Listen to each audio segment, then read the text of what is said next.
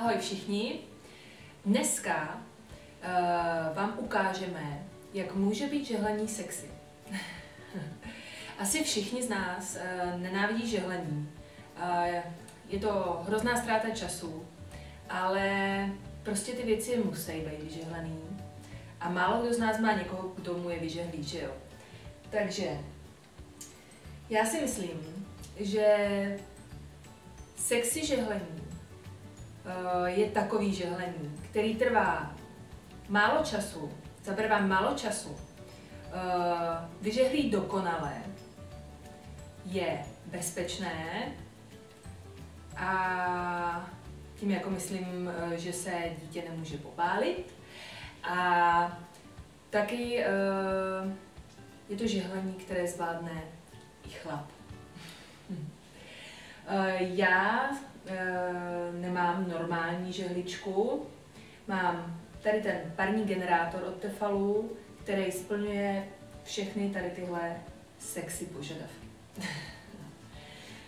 Teď vám ukážu, jak si tenhle super stroj dokáže poradit s tady touhle hromadou prádla. Takže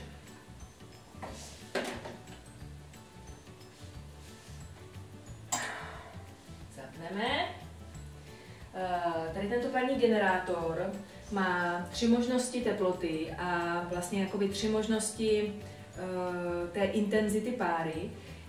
A to normální, delikátní a maximální, která je vhodná na džíny. Delikátní je samozřejmě na takové ty materiály, na které nemůžete používat normální teplotu, jako třeba satén a tady tyhle všechny různé věci, kterými matky moc už doma nemáme, právě proto, aby jsme nemuseli se tady jim zabývat.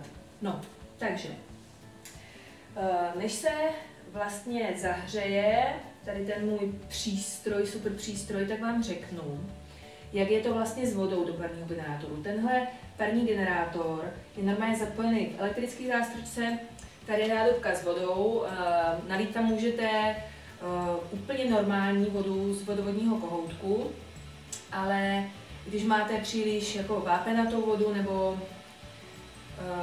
prostě nějaký problém s vodou doma, tak je lepší použít demineralizovanou vodu. Tak se na to mrkneme. Ještě chvíli to trvá. Trvá to asi 2 minuty, než se generátor zahřeje. A je to super, hlavně když vlastně nejhorší z celého žehlení je žehlit pánský košile. To asi všechny dobře známe, že žehlit pánský košile je prostě hrozný opus.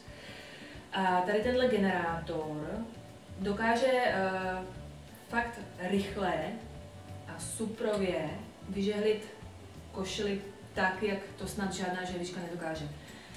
Další věc je, že pokud žehlíte pleny nebo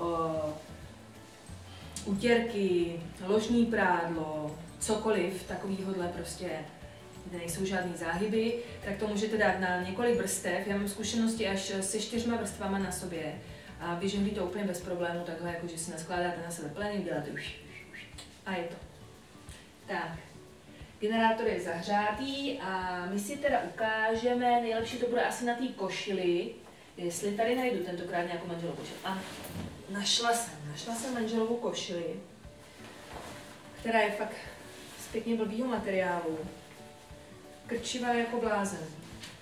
Tak se na to podíváme.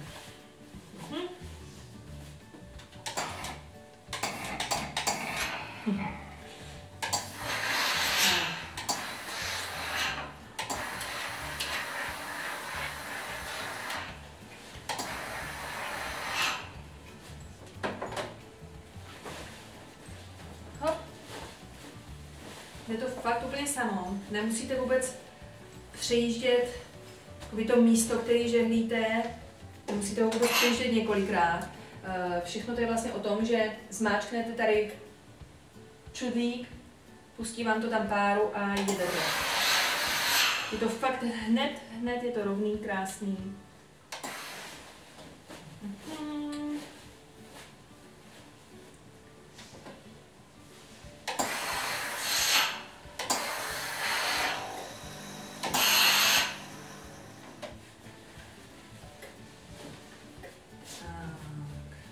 rukávek.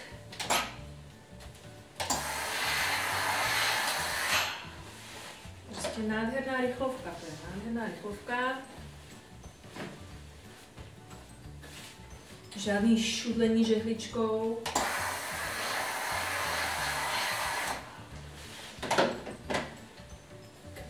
Vlastně ten rukáv je prožehlený z obou stran.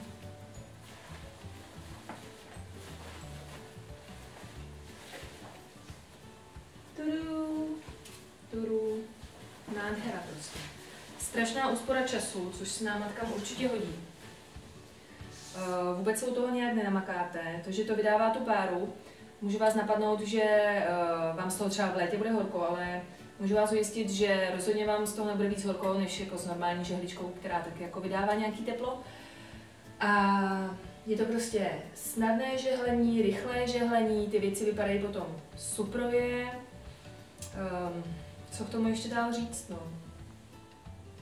A protože jsme ze začátku jakoby jedeme takový heslo, pojďme sdílet, co nás baví, pojďme sdílet, co nám pomáhá, vychytávky, různý tipy a rady, tak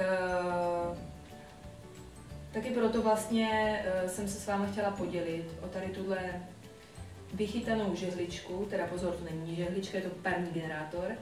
A myslím si, že spoustě matek to může jako výrazně ušetřit čas, výrazně ušetřit energii, výrazně ušetřit nervy a dokonce bych řekla, že to možná začne bavit třeba i vašeho manžela.